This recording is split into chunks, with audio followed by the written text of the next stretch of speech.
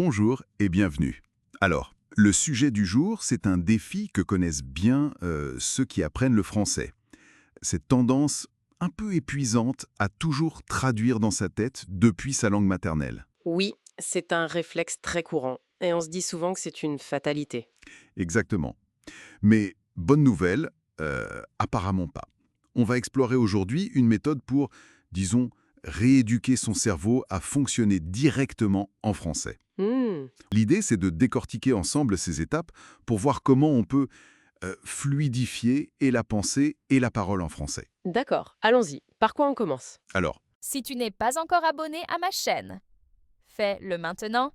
Et n'oubliez pas d'activer les notifications pour être au courant de mes nouvelles vidéos. la toute première étape, elle peut paraître presque simpliste.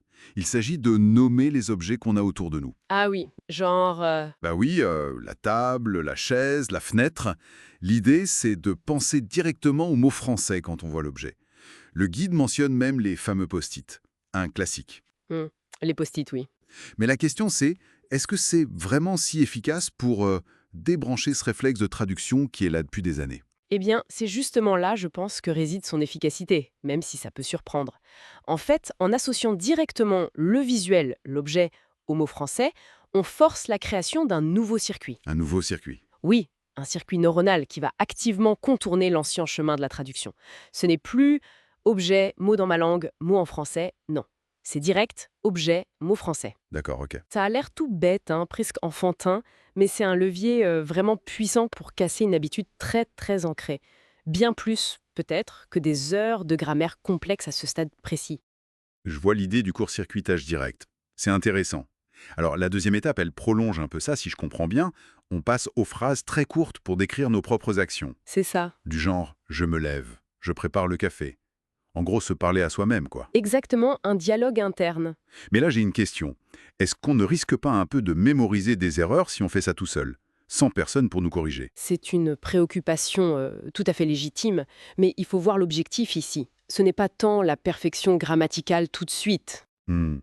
que l'automatisation de la pensée en français pour ces petites actions de tous les jours. La répétition de phrases simples est souvent correcte. Je bois de l'eau, c'est pas très compliqué, ça ancre le français dans le quotidien. D'accord. La correction, oui, elle viendra plus tard, c'est sûr, mais créer ce dialogue intérieur, même simple, c'est vraiment un premier pas essentiel vers une pensée plus autonome en français. Ok. Donc on mise sur l'automatisme avant la perfection. Logique. Et une fois qu'on a intégré ces mots, ces mini-phrases dans le quotidien, le guide propose d'élargir un peu le jeu. Oui, on passe à l'étape 3. Intégrer le français dans les routines. Changer la langue de son téléphone, par exemple. Lire l'heure en français, la météo, regarder les menus au resto. Forcer un peu le contact. Exactement. L'idée, c'est vraiment de multiplier les points d'ancrage du français dans des activités qui sont quasi des réflexes. Hmm. Hmm.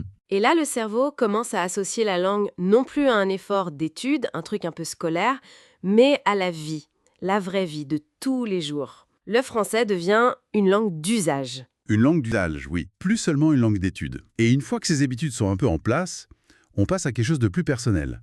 C'est l'étape 4.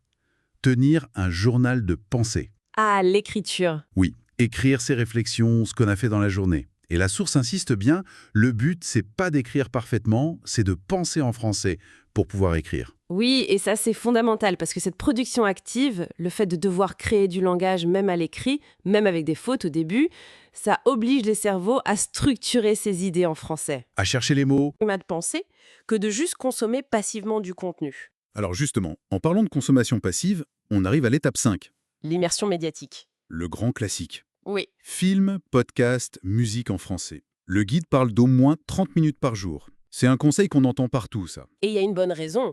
Cette exposition régulière au son, au rythme de la langue, à sa mélodie, ça habitue l'oreille et le cerveau, même de façon un peu inconsciente. Hmm. Ça facilite bien sûr la compréhension, mais ça prépare aussi le terrain pour une meilleure prononciation et pour développer une sorte d'intuition des structures grammaticales qui sonnent justes. D'accord. Alors après ça, on a une étape un peu plus abstraite peut-être. Oui, La 6e. S'efforcer de lier un mot directement à son image mentale, sans passer par sa propre langue. Penser chien et voir l'animal sans l'étape intermédiaire dog, chien, par exemple. ah oui, l'association directe concept-mot. C'est ça, un peu comme un enfant apprend finalement. Mais ça doit être un exercice mental assez exigeant, non? Très exigeant, oui, parce que ça attaque de front le réflexe de traduction qu'on essaye justement de déconstruire. L'objectif, c'est vraiment de créer cette connexion directe. Le concept ou l'image, le mot français. Mhm. C'est difficile, c'est vrai, mais chaque fois qu'on y arrive, ça renforce cette capacité à penser directement dans la langue cible. C'est là qu'on touche vraiment au cœur du processus, je crois. Oui, on sent que c'est une étape clé. Et enfin, la dernière étape, la 7e, c'est celle qui fait souvent un peu peur. Oser parler. Le grand saut. Voilà. Que ce soit tout seul, avec un partenaire d'échange, un prof, bref. Activer le français à l'oral. La source dit que c'est indispensable. Mais est-ce qu'elle reconnaît la difficulté parfois de juste trouver où et avec qui parler? Le guide ne minimise pas cette difficulté, non. Mais il souligne que c'est inconfortable. Toute la connaissance passive qu'on accumule en écoutant, en lisant, Oui. elle ne devient une compétence active, fluide, qu'avec la pratique orale. Parler, ça force à mobiliser toutes ces ressources en temps réel, ça automatise les choses, c'est le passage obligé de la théorie à la spontanéité, même si c'est inconfortable au début, bien sûr. D'accord. Donc, si on résume un peu tout ça, pour arrêter de traduire dans sa tête, il n'y a pas de solution miracle, mais plutôt un entraînement cérébral assez méthodique, régulier, Oui. qui touche à différentes facettes de la langue. Vocabulaire de base, dialogue interne, habitude, écriture, écoute, association directe et enfin, la parole. C'est tout à fait ça. Et la conclusion principale du guide, elle est vraiment là. La clé du succès, c'est la régularité. Ce n'est pas une illumination qui arrive d'un coup. Non. C'est l'application constante de ces différentes stratégies qui, petit à petit, rend la pensée en français plus naturelle, moins coûteuse en énergie pour le cerveau. Moins coûteuse, oui, c'est un bon terme. Alors, peut-être une dernière piste de réflexion, juste pour conclure, inspirée par cette approche. Si on considère ces 7 étapes comme un ensemble cohérent, Mhm. est-ce qu'il n'y en aurait pas une qui résonne plus particulièrement avec la manière d'apprendre de chacun?